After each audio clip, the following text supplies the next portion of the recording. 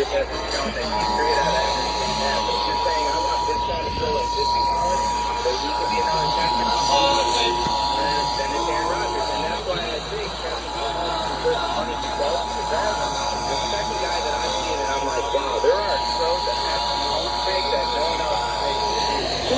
is participating in a test of the Illinois Emergency Alert System.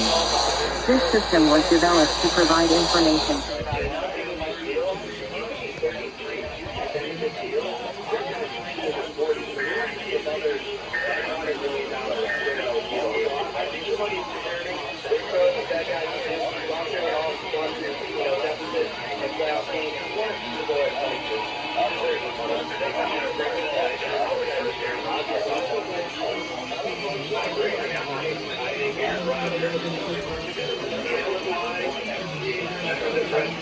To address